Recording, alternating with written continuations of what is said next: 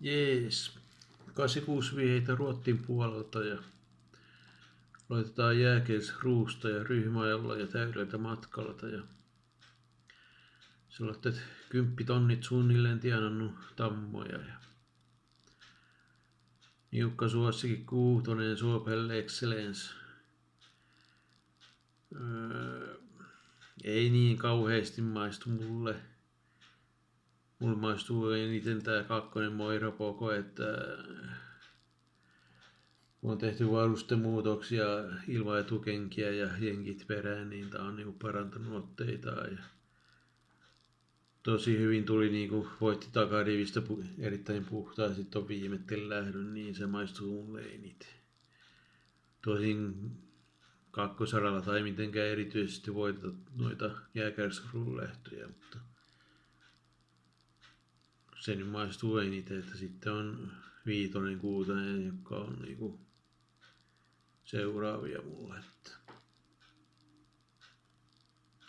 12 mun mielestä on ehkä ylipelattu noin huonolta paikalta, että periaatteessa pitäisi se turimista voittajan tulla. Nää 5 hevosta kumminkin on aika lailla tasan pelattu. 3 ehkä kans vähän taustajoukot sanoo, että ei niinku liikaa niinku luota tähän nyt tällä kertaa, että se voi olla niinku ylipelattu. Niillä mä menisin. Toinen lähtee Sulvalassa täysmatka ja Losaro di Quattro 3 tolppaa viimeisissä ja tääkin niinku paransi justiin varustemuutoksen takia ja tää on vähän niinku 5-vuotias vastaan 4-vuotiaat, että Kendall Jackson ja Michigan Brew on 4-vuotiaita ja täällä Tappio juoksussa on Losaro di Quattro niin taisteli Francisco Zettiä vastaan, niin tämän kuuluu olla erittäin suuri suosikki ja erittäin todennäköinen voittaa. Että yksinkertaisesti on niin hyvä hevonen. Tietysti aika tiheesti on nyt starttaetu, että se voi vähän niinku olla negatiivinen asia, mutta mä en jaksa uskoa siihenkään.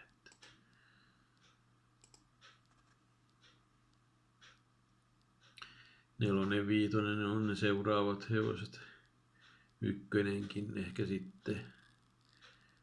Ei niinku sillä lailla mitenkään, ei tee mieli pelata vastaan. 3. kohde Jääkärsruussa ja suosikki Soundtrack oli Nurmoksella valmennuksessa ja on nyt 3 viikkoa Malmqvistillä valmennuksessa. Yleensä ottaen näin, niin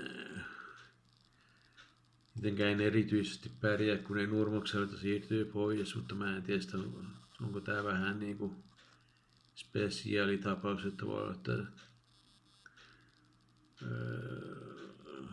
on vaan haluttu vaihtaa jotenkin, että se ei omistaja niinku muuttunut matkan varrella, niin se voi olla, että tää voi olla erikoinen tapaus. Jäi tässä derbykarsita lähdössä toiselle radalle pussiin, että hävisi 10 vaan kilpailusta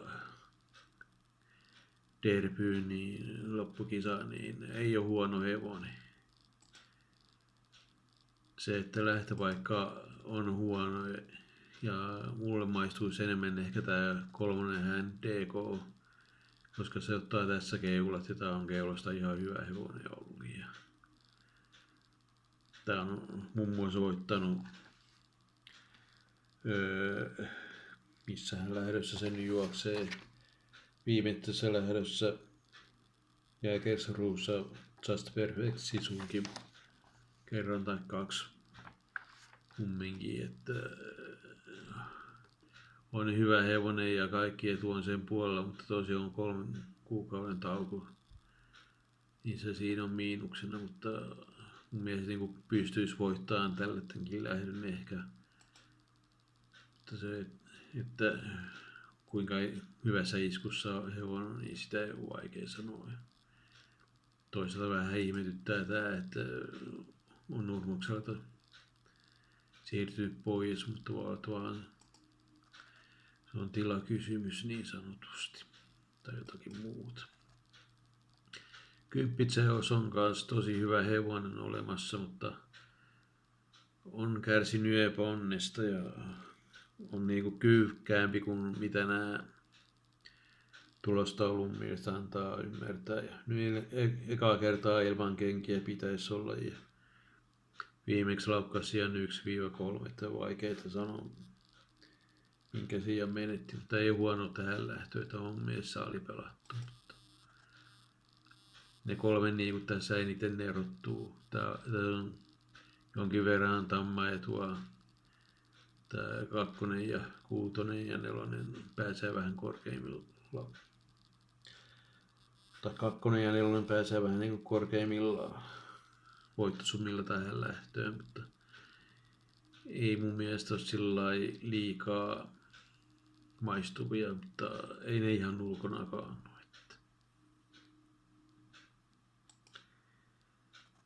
Neloskohde ja pitkä matka Sportrappa lähtö Sulvallassa ja suosikki tulee Nurmoksen tallista ja vuonna 2021 ja vuonna 2022 kilpailuhevonen ja tosi paljon pelattu, että 1.0-1.4 on ollut voittajakertoimet koko ajan, eli on ollut tosi pätevä hevonen ja voin nyt sanoa, että paranee vanhetessaan, kun on vuosia tullut lisää ja ilman etukenkiä nyt tällä kertaa, niin on oikea suosikki ja kierroksen todennäköisempiä voittajiin kuulua, että joko tämä toinen Sulvalla hevonen Losaro di Quattro tai tämä kuuluu niin kuin eniten pelattu. Että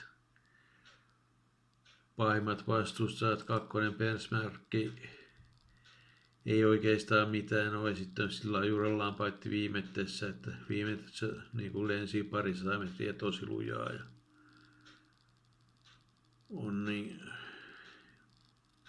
hyvä hevonen tähän lähtöön, mutta sitten kun on vasta 4-vuotias, niin se ei välttämättä suosi. Ja sitten kun ajattelee, että yksi pääsee lähteen sen takaa, niin ei niin kuin juoksun kulkukaan pitäisi olla 9 vastaan.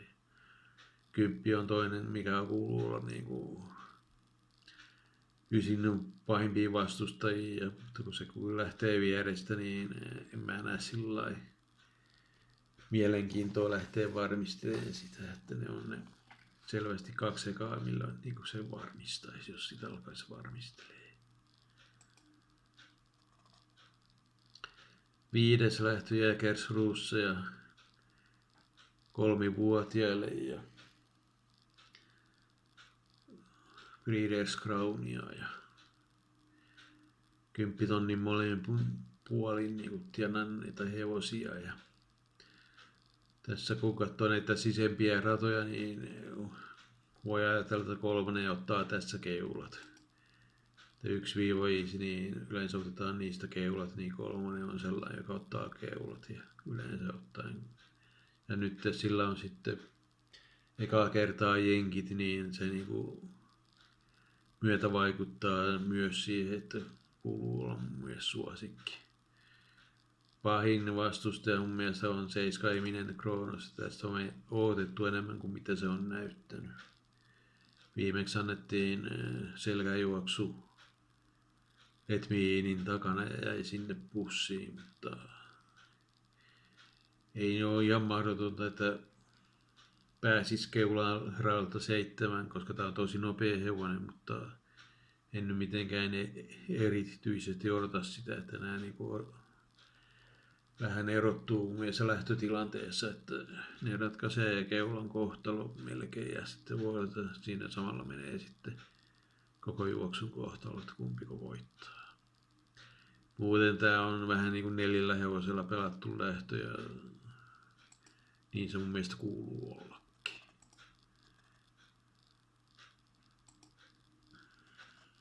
6. lähtö ja Suuvallassa ja täysmatka ja aika lailla voi olla vähän arvotuksellinenkin lähtö, että ei mitään pois niinku Miru Pokon 10-4 viimeeksi maili. Tosi hyvä esitys. Nyt on takarivini ja sitten tää on kumminkin aika tasokas lähtö loppujen lopuksi, niin ei pysty ihan sanoa, että riittääkö se voitto vai ei. Eturivistä niitä maistuisi tää viitonen Rendez Vous, niin viimeeksi tosi hyvä esitys. Viidennestä ulkoa tuli 10,9 viimetten kilsana, eli nyt pääsee niinku eturivistä ehkä vähän hallitteen kilpailu joko piikistä tai kuolemasta. Tää ei ole kyllä ollut mikään erityinen avaaja tai juoksija niin kuin eturivistä, mutta mä en tiedä mikä on Erik Adielssonin vaikutus tähän hevoseen, että pystyykö se niinku eteneen hyvään paikkaan tässä lähdössä vai ei. Että jos pääsee hyvään paikkaan, niin sitten Miru Poko olisi periaatteessa vähän enemmän vaikeuksissa voittaakin tää lähtö. Damon Hill Treppi viimeksi yritettiin Miru Pokoa vastaan piikistä, mutta ei riittänyt, mutta ei se nyt paljon hävinnytkään, mutta kumminkin selvästi 10,5.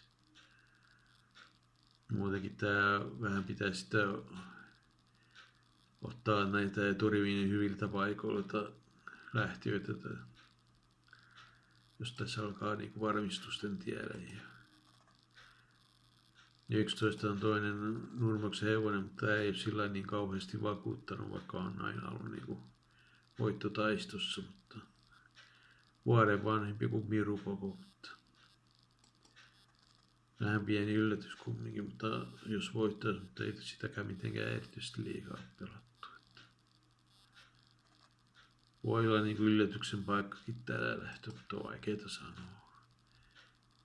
Jägersruussa sitten seuraava lähtö ja viimeinen lähtö siellä päässä ja pitkän matkan tasoitusajo ja mun mielestä on jonkin verran hankala tai aika paljonkin hankala lähtö, että pitäisi olla mun mielestä tasaisemmin pelattu kuin mitä on. Ja suosikki Even Steven ihan hyviä aikoja ja esityksiä Tanskan maalla, mutta ei muuten sillä niin kuin erityisesti säväytä, että 11.9 kumminkin toiseksi viimeinen startti, niin se ei siinä oikein vakuuttanut millään lailla.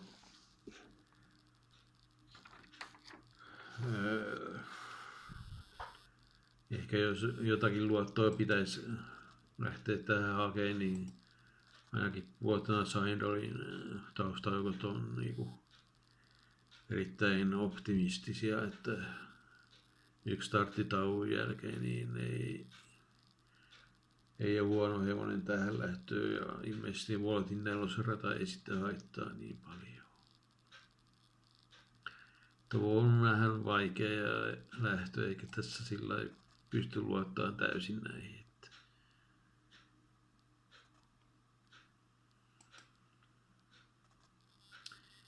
Viimeinen lähtö ja täysmatka ja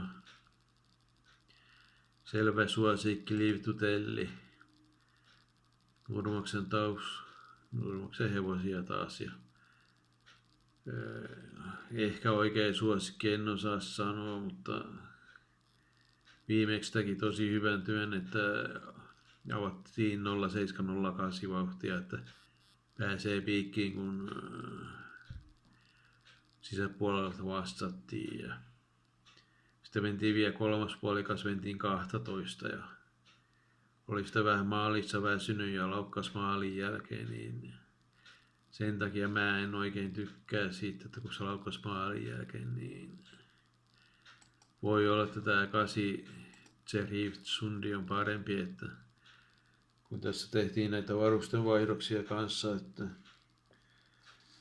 sen jälkeen on hevonen niinku parantanut otteitaan huomattavasti ilman takakenkiä, että ekan kerran se hävisi 38 tälle Nighthawkille ja viimeksi voitti, niin tämä ei huono hevonen tällä varustuksella ilman takakenkiä.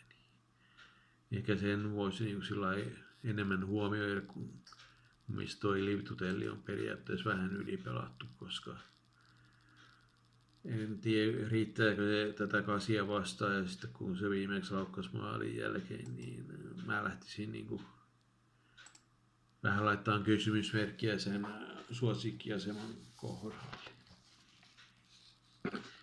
Jees, näin tällä kertaa.